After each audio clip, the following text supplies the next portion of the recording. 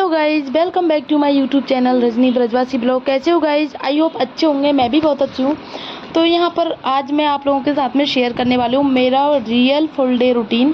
कि मैं सच में मैं अपना वीडियो के लिए नहीं, लेकिन मेरा सच में हकीकत में जो डेली का रूटीन होता है वही आज मैं आप लोगों के साथ में शेयर करने वाली हूँ। तो ब्लॉग में बने रहना, और नए हो तो चैनल को सब्सक्राइब ज़रूर करना। तो शुरू करते हैं आप आज की सुबह सफाई से। तो यहाँ पर सबसे पहले मैं अपने रूम की सफाई कर रही हूँ गाइज। और सफाई में मेरे रूम की मैं हर चीज़ को साफ़ करती हूँ, डेली डस्टिंग करती हूँ, हर चीज़ को एक एक कोना साफ़ करती हूँ, क्योंकि छोटे छोटे बच्चे हैं मेरे दो, आप लोगों को पता ही होगा। तो और डेली फिनाइल का पोंछा लगाती हूँ डेली, क्योंकि छोटे बच्चे हैं। आजकल क्या बरसात का मौसम है, और बरसात के मौसम में कीड़े वीड़े होने का बहुत डर रहता है। तो बच्चे डोलते हैं, इधर उधर घूमते रहते हैं, इस वजह से। और ये अभी मैं कर रही हूँ पूरे ड्रेसिंग टेबल की सफाई। बच्चे जो स्कूल जाते हैं ना, बेटी स्कूल गई है, बेटा नहीं गया, क्योंकि बेटा जाएगा कल से स्कूल।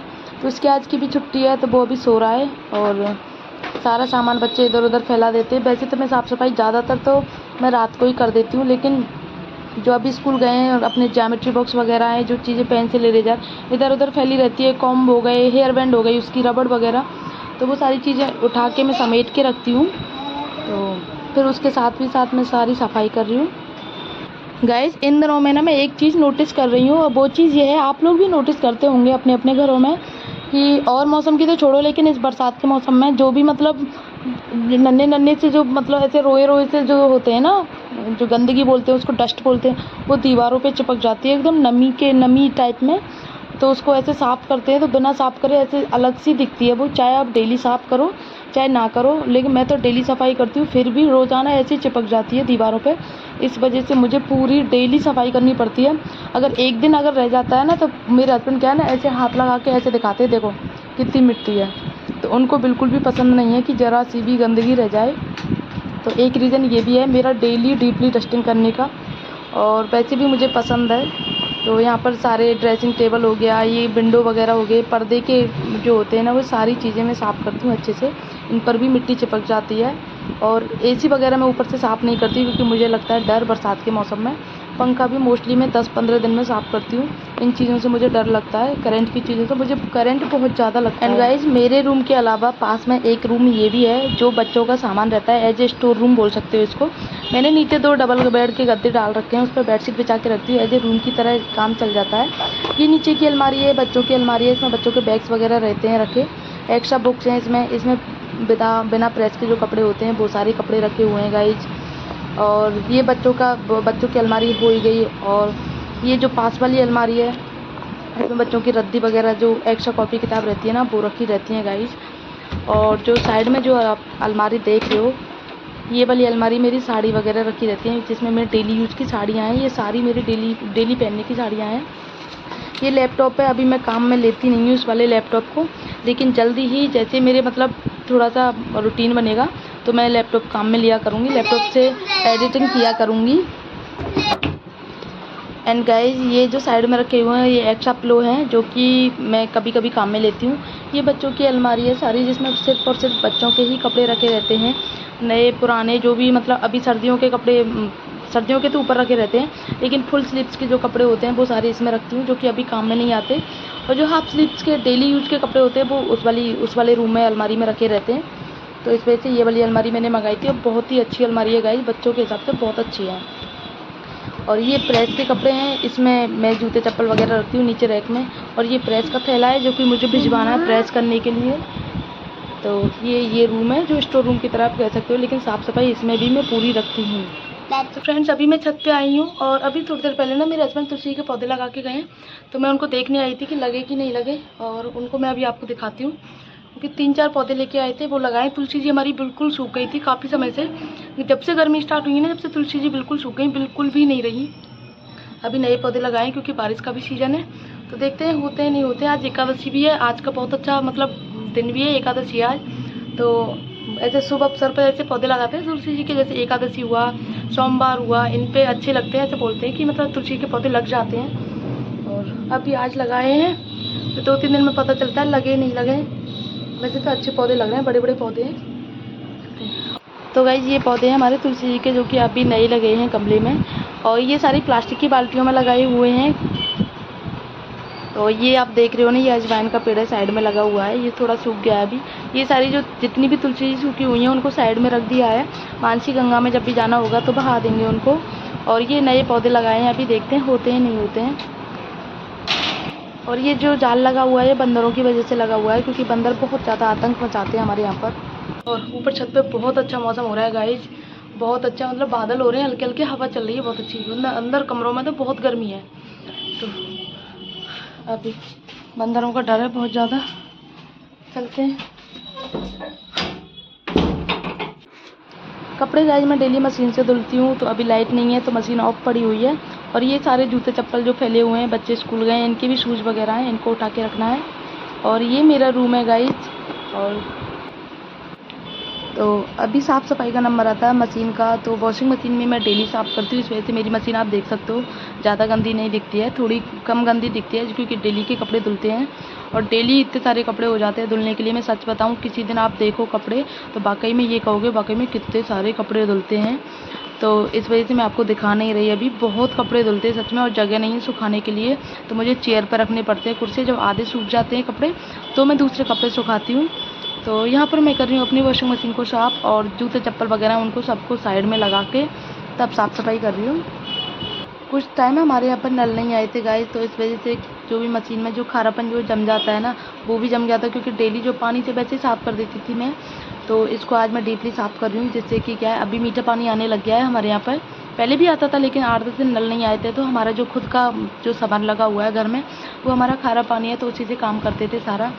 तो मशीन मतलब जो होता है ना खारेपन का, वो जम जाते हैं बहुत ज़्यादा, तो उनको साफ़ करने में बहुत दिक्कत होती है खारे पानी की वजह से। तो अभी मैं इसको डीप क्लीन कर देती हूँ।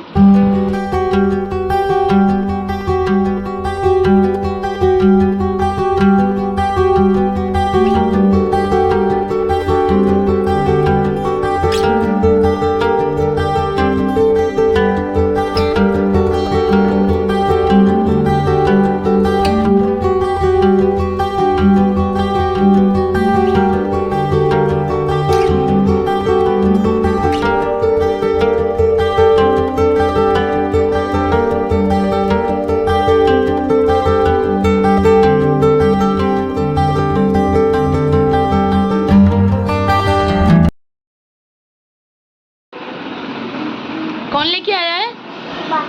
बाबा लेके आए थे। अच्छा गाइस, अभी बाबा के साथ गया था और इसके बाद बैग था, लेकिन फिर भी बैग लेके आ गया दूसरा। जो बाबा से कह देता है ना, मतलब बाबा के ऐसे पीछे पड़ जाता है कि बस ये चीज़ चाहिए। फिर बाबा जब तक इसको दिला नहीं देते हैं तब तक उनका पीछा नहीं छोड़ता है।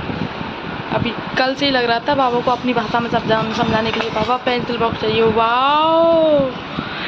वाह अर्षित, दिखाना ये कितना प्यारा है, देखो ये वाला बैग खुलता नहीं है, ये ऐसे ही रहता है, ऐसे ऐसे करते हैं इसको। अभी चालू कर रहा है इसका पोस्टमार्टम। एक बार हंस के बता दो हर्षित, हर्षित सुनो, ए हर्षित एक बार हंस के बता दो, सुनो तो सही, सुनो तो सही, एक बार हंस के बता दो। बाबा का बहुत लाडला है सच में, बहुत ज़्यादा। कई दिन से इनसे कह रहा था अपने पापा से मेरे लिए बैग दिला दो, लेकिन लास्ट ईयर ही आया था इसका बैग, अभी अच्छा है। तो पापा कह रहे थे अभी इस साल चला ले, लेकिन बाबा से बोला, बाबा तुरंत ला के दिए इसके लिए। ये निकलता नहीं है, निकलता नहीं है, ऐसे रहता है। अरे यार खोलना इसको, ये रहा, ऐसे ऐसे रहता है ये, ऐसे गेम खेलने के लिए। एक बार हंस के बता दो। ए हर्षित सुनता नहीं है, ठीक है मैं बात नहीं कर रही। दिखाओ ये, इधर दिखाओ, इरेजर हाथ में। शॉर्पनर, शॉर्पनर आई थी इसके साथ में। अच्छा तो गाइज अभी मैं कर रही हूँ प्रेस। और प्रेस ये सारे कपड़े जो टी शर्ट्स आप देख रहे हो सारी पापा की हैं। पापा कई दिन से कह रहे थे मेरी टी शर्ट्स पे प्रेस कर दो। टी शर्ट्स पे प्रेस मैं खुद ही करती हूँ, बाहर नहीं करवाती। लेकिन पैंट शर्ट जो होते हैं ना, वो कपड़े सारे बाहर होते हैं प्रेस, तो बच्चों की वजह से प्रेस नहीं हो पाती थी। क्योंकि आजकल मौसम ऐसा चल रहा है और करंट का बहुत ज़्यादा डर रहता है, और मुझे तो बहुत ज़्यादा डर लगता है। लेकिन फिर भी मुझे करंट लग गया प्रेस के लास्ट में जब मैं प्रेस करके बिल्कुल रख रही थी वायर को फोल्ड करके, तो मुझे बहुत तेज़ करंट लगा था गाइस। पूरे हाथ में ऐसा हो गया था, झन्नाटा हो गया था पूरे हाथ में। तो इस वजह से मैंने इनको फ़ोन किया था, तो ये बोले थे प्रेस को फेंक दे और दोबारा यूज़ मत करना। लेकिन प्रेस एकदम नई है, प्रेस में कोई कमी नहीं है, तो ऐसे कैसे फेंक दूँ प्रेस को। तो कह रहे थे मैं अभी भिजवाता हूँ, तो इन्होंने ना साथ के साथ में दूसरी नई प्रेस भिजवा दी, तुरंत ही भिजवा दी गाइस। ये चीज़ तो है हमारे यहाँ पर ना, कुछ भी मतलब इलेक्ट्रॉनिक फर्नीचर की शॉप है हमारी, तो अगर कुछ भी चीज़ ख़राब हो जाती है, वॉशिंग मशीन, मिक्सी, प्रेस, कुछ भी, फ्रिज, यहाँ तक कि फ्रिज भी ख़राब हो जाता है, इधर चीज़ ख़राब होती है तुरंत दूसरी नई चढ़ जाती है। तो बिल्कुल भी परेशानी नहीं होती गाइस कि कोई चीज़ ख़राब है तो कब तक भरोसे में बैठे रहते हैं, ये चीज़ बिल्कुल भी नहीं है। हाथ के हाथ सही हो जाती है, सही हो ना हो, सही होने में टाइम लगता है, लेकिन दूसरी नई भिजवा देते हैं तो उससे काम चल जाता है। अभी कुछ टाइम पहले मिक्सी ख़राब हो गई थी, तो वो दूसरी बनने के लिए भेज दी और नई भिजवा दी मिक्सी। वो 3-4 दिन तक चलाई थी, उसके बाद में वापस भेज दी। ऐसी वॉशिंग मशीन होती है, कुछ भी ख़राब हो जाता है ना हमारे यहाँ पे, ऐसे ही होता है। तो ये चीज़ की सुविधा है, और मेन रीज़न यही है, बच्चे यहाँ रहते हैं ना, तो बच्चों को पता नहीं चलता। अभी तो मैं थी जो मैंने मतलब सावधानी से प्रेस कर रही थी, और वो जगह मैंने जो जहाँ पे कट लगा हुआ था, वैसे तो टेप वगैरह लगा हुआ उस जगह पे, लेकिन फिर भी पता नहीं कैसे मेरा हाथ लग गया उस जगह पे, करंट लग गया। बच्चों का तो पता नहीं यार क्या, मतलब कहीं भी मैं प्रेस करती हूँ यही जगह है प्रेस करने की, और बच्चे अभी हाथ लगा दें तो कुछ कह नहीं सकते।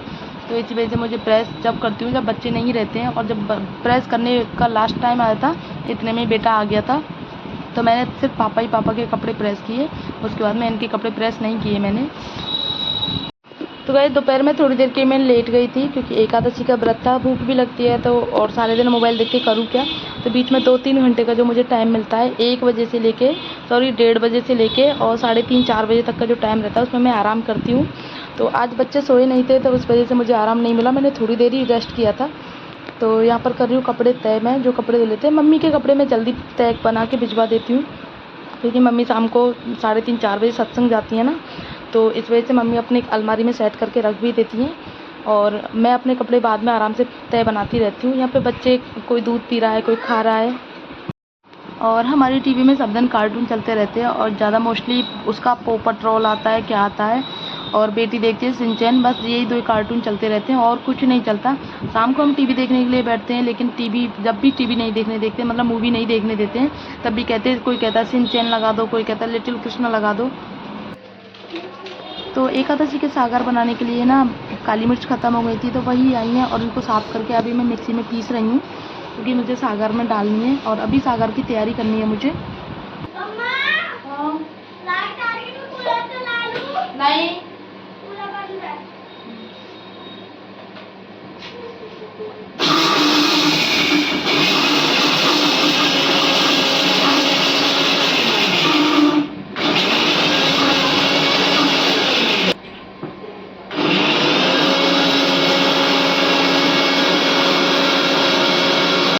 तो सागर की तैयारी करने से पहले गाइज मैं यहाँ पे सबकी चाय बना रही हूँ, जिससे क्या है मुझे बीच में परेशानी नहीं होगी सागर की तैयारी करने के बीच में।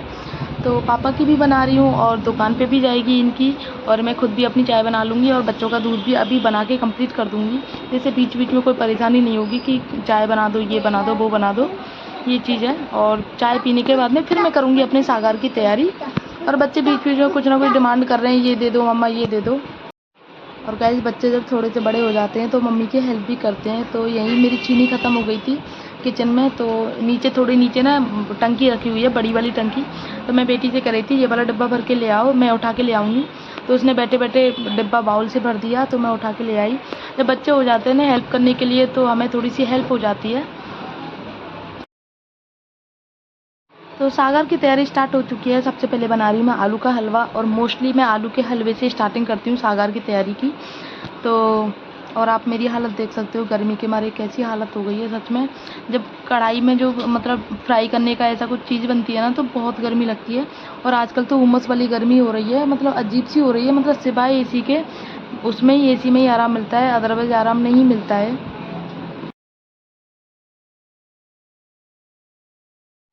तो यहाँ पर आलू का हलवा मेरा बन चुका है। आलू का हलवा बनाने के बाद मैं कढ़ाई में मजने के लिए डाल दूँगी।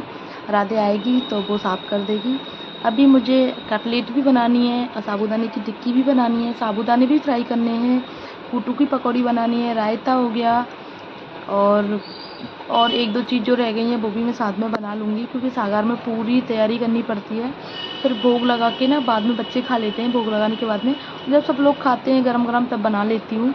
तो अभी मुझे रायता बनाना है, तो रायता बना लेती हूँ। पहले मैं रायता बनाती हूँ, मैं आलू का रायता। हमारे यहाँ पे आलू का रायता खाते हैं, मुझे और मेरे हस्बैंड दोनों को ही पसंद नहीं है आलू का रायता। तो हम सिर्फ रायते उसमें दही में उसको थोड़ा चला के दही को नमक मिर्च डाल के ऐसे ही खा लेते हैं। और पापा को और मम्मी को रायता अच्छा लगता है, आलू का रायता। और गाइस अगर बथुआ होता है ना तो बथुए का रायता एकादशी में खा लेते हैं, और किसी भी चीज़ का रायता नहीं खाते, ना कोई गाजर का ना किसी चीज़ का, सिर्फ आलू का और बथुआ का, ये दो ही रायते हैं जो कि खा लेते हैं।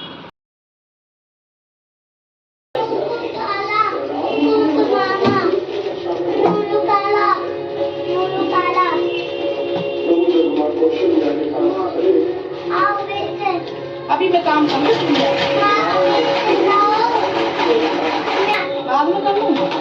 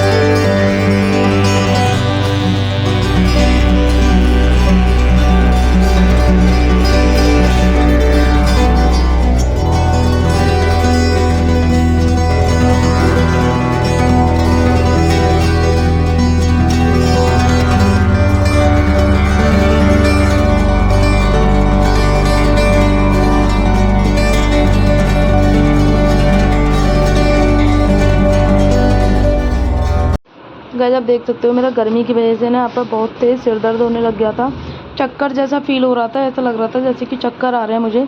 लेकिन अभी सागर की तैयारी करनी है, बच्चों को भी भूख लग रही थी, बच्चे बोल रहे थे मम्मा भूख लगी है हमें, तो बच्चों को भूख लग रही है, खाना मैं सोच रही थी सागर भोग लगा के बच्चे भी खा लेंगे। बेटा खाता नहीं यार, कुछ भी नहीं खाता है। सुबह भी मैंने उसके लिए पराठा सेका था, कुछ नहीं खाया था उसने, सिवाय मतलब ऐसी चीज़ें तो बना दो उसके लिए, मैगी हो गए, नूडल्स वगैरह, ये चीज़ें तो खा लेता, लेकिन ये मैं बहुत कम बनाती हूँ। चाहे भले ही तू भूखा रह जा, लेकिन मैं तुझे ये चीज़ें नहीं दूँगी, मेरा मानना ये है। तो अगर खाएगा नहीं, मतलब भूख लगेगी तो खाएगा, पराठा खाएगा, चाहे भले देर से खाएगा, लेकिन भूख लगेगी तो ज़रूर खाएगा। और अगर मैं इसके लिए ना यही चीज़ें बनाती रहूँगी ना, कोई बात नहीं, नहीं खा रहा तो मैगी बना देती हूँ, तो इसको आदत पड़ जाएगी। और स्कूल में तो अच्छे से खा के आ जाता है एक पराठा, लेकिन घर पे नाटक करता है गाइस। अब बताओ इतना बड़ा हो गया, 4 साल का हो गया, क्या दूध ही दूध से काम चलता है क्या? और दूध भी आप लोगों को पता है आजकल कैसे आते हैं, बिल्कुल पानी जैसे दूध आते हैं, तो दूध में भी कोई टेस्ट नहीं है बिल्कुल, कि चलो दूध पी रहा है कम से कम, वही फ़ायदा है, दूध में भी कुछ नहीं है। तो सोच रही हूँ मैं साबूदाने इसको अच्छे लगते हैं तो साबूदाना खा लेगा, लेकिन मैंने इसको खिलाए थे तो इसने साबूदाने भी नहीं खाए। और रात को जब हम लोगों ने खाना खाया था ना, तो अपने पापा के साथ में 1-2 बाइट खा लिया इसने बस, और कुछ नहीं खाया। फिर रात को दूध पिया। और आज ऐसा हुआ था गाइस कि दूध मैंगो शेक बना लिया था, मतलब आज एकादशी थी तो दूध ख़त्म हो गया था, और दही भी जमा लिया और शाम को मैंगो शेक भी बना लिया। तो दूध वाला आज बहुत लेट आया था, तो बार बार कहता रहा था मम्मा भूख लगी है दूध दे दो, भूख लगी है दूध दे दो। ऐसा पहली बार हुआ है गाइस कि हमारा दूध मतलब ख़त्म हो गया रात के 9 बजे तक, वरना बना रहता है दूध। बासी दूध रखा हुआ था 1 दिन पहले का, लेकिन वो मैं पिलाती नहीं हूँ। तो ये अभी मैं सागर बना रही हूँ, तो थोड़ी देर खा लेगा, उसके बाद में फिर जल्दी जल्दी मुझे तैयार होकर दर्शन करने भी जाना है। आज एकादशी है, कई दिन हो गए तो जा नहीं पा रही थी, तो आज जाऊँगी मैं दर्शन करने के लिए। और पहले क्या था, सिर्फ हम 3 लोग फास्ट रखते थे, मैं, मम्मी और मेरे हस्बैंड तीनों ही फास्ट रखते थे। लेकिन अभी 4-5 बार से ना पापा भी रखने लग गए हैं। तो पापा के क्या दांतों से कूटू की पकौड़ी खाई नहीं जाती हैं, थोड़ी टाइट हो जाती हैं। तो पापा बोल रहे थे मेरे लिए कटलेट बना देना, तो उनके लिए मैं कटलेट बना रही हूँ। और साबूदाने की टिक्की भी खा लेते हैं, तो साबूदाने की टिक्की भी बना रही हूँ, क्योंकि मम्मी के भी दांतों से नहीं खाई जाती, लेकिन मम्मी तो फिर भी खा लेती हैं। ये पापा से तो बिल्कुल नहीं खाई जाती हैं, तो क्या फ़ायदा, फिर वो मतलब भूखे रह जाते हैं। इस वजह से मैं कटलेट बना रही हूँ उनके लिए। और कटलेट फिर सब लोग ही खा लेंगे जब बना ही रही हूँ तो। या साबूदाने की मना करके गए कि मेरे साबूदाने मत बनाना। साबूदाने 2 तरह के आते हैं गाइस, एक नन्हे वाले, एक मोटे वाले। तो अभी मोटे वाले मिले नहीं थे, मोटे वाले थोड़े सॉफ्ट होते हैं। छोटे वाले छोटे दाने आते हैं ना, वो मिले थे और वो पापा से खाए नहीं जाते हैं, तो पापा मना करके गए थे मेरे बनाना ही मत। थोड़ी एज ज़्यादा हो जाती है, थोड़े बुज़ुर्ग हो जाते हैं ना, तो अक्सर यही चीज़ें होती है दांतों की। तो कितनी चीज़ें जो मन की होती है, टेस्टी लगती है ना, वो चीज़ें हमसे छूट ही जाती हैं। तो ये है। और गाइज़ मैं इस चीज़ का पूरा ध्यान रखती हूँ। ऐसा नहीं है कि सिर्फ मैं फॉर्मेलिटी करती हूँ कि हाँ भाई बना दिया, जिसको खाना है जिसको खाना है, नहीं खाना वो मत खाओ, ऐसा मैं बिल्कुल भी नहीं करती हूँ। अगर 4 लोग 4 तरह की चीज़ें खाते हैं तो 4 तरह की ही चीज़ें बनाती हूँ। आप लोग मेरे वीडियो अगर कंटिन्यू देख रहे होंगे तो आप लोग देख रहे होंगे, अगर पहले पापा फास्ट नहीं रखते थे तो अकेले पापा रहते थे, उनके लिए दाल बनती थी, दाल के साथ में सूखी सब्जी, चटनी, रायता, सारी चीज़ें बनाती थी अकेले पापा के लिए। ये था। वैसे पापा मना कर देते हैं कि मेरे लिए एक ही सब्ज़ी बना देना, लेकिन अगर पॉसिबल होता था तो मैं 2 सब्ज़ी बना देती थी। और पापा कई बार इडली सांभर बनाती हूँ तो पापा नहीं खाते इडली सांभर, तो उनके लिए पराठे सब्ज़ी अलग से बनाती हूँ। खाते हैं पापा, लेकिन पेट भर के नहीं खाते, ज़रा से खाते हैं। फ्राइड इडली होती है ना, वही खाते हैं। तो ऐसा नहीं है कि मैं पापा नहीं खा रहे तो कोई बात नहीं, खा लेंगे, ऐसा नहीं है। मैं बनाती हूँ पापा के लिए, पापा कई बार मना करते कोई बात नहीं मैं इससे ही खा लूँगा, लेकिन नहीं, क्या फ़ायदा, हम लोग ऐसे खाएँ, पेट भर के खाएँ और पापा भूखे रह जाएँ, ये चीज़ है। तो गाइज़ अभी मेरी भोग की थाली कंप्लीट हो चुकी है। इसमें आप देख सकते हो मैंने सारी चीज़ें बनाई हैं। यहाँ पे मैं स्क्रीनशॉट लगा दूँगी क्या क्या चीज़ें बनाई हैं मैंने सागार में। तो अभी मैं जा रही हूँ भोग लगाने के लिए ठाकुर जी का, और भोग लगाने के बाद में फिर बच्चे खाएंगे, फिर बच्चे जब पेट भर के खा लेंगे तो फिर जाऊँगी मैं दर्शन करने के लिए। ये है। और यार बीच बीच में बच्चों को भी देखना पड़ता है, बच्चे बीच बीच में लड़ाई झगड़ा करते हैं। तो खाना मैं नीचे बनाती हूँ, बच्चे ऊपर हैं, तो ऊपर लड़ाई करते हैं। और मोस्टली जब मैं खाना बनाती हूँ तो ज़रूर लड़ाई करते हैं, तो मुझे बहुत ज़्यादा परेशानी होती है। कितनी कितनी बार मुझे ऊपर चढ़ के जाना पड़ता है बीच बीच में, खाना बनाने के बीच में। यही रोज़ होता है मेरे साथ में। बच्चों की वजह से अगर मेरा काम कोई 1 घंटे का है तो वो ये आप लगा लो 10 मिनट और एक्स्ट्रा लग जाते हैं, क्योंकि मुझे बार बार ऊपर नीचे चढ़ना पड़ता है इनकी वजह से। और गाइस ठाकुर जी का भोग लगाने के बाद मैंने ये चीज़ मैंने गाय के लिए निकाली है सारी चीज़ें। उसके बाद में अभी करनी है मुझे किचन की सफाई, आप देख सकते हो कैसे फैली हुई है। अभी जा रही हूँ मैं दर्शन करने के लिए, क्योंकि आज एकादशी है और 2-3 दिन हो गए मुझे दर्शन करने गई नहीं हूँ, तो आज जा रही हूँ। एकादशी भी है तो दर्शन भी करके आ जाऊँगी और थोड़ा घूम के भी आ जाऊँगी, वरना काम से बिल्कुल फुर्सत ही नहीं मिलती है घूम के आने के लिए। तो दोनों तैयार तो कर दिया मैंने, बेटी को लेके जाऊँगी, इसको छोड़ के जाऊँगी। चलो चलो बेटा चलो चलते हैं। बहुत गर्मी है, इस वजह से मैंने बालों को बांध लिया है।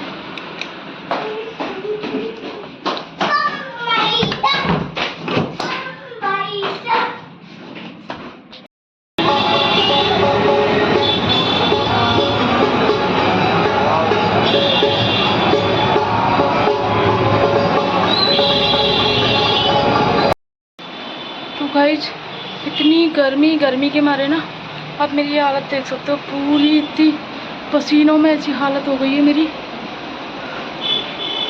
एक तो व्रत भी था और बच्चे बहुत परेशान करते हैं मुझे जाने में, तो अभी मैं थक गई हूँ।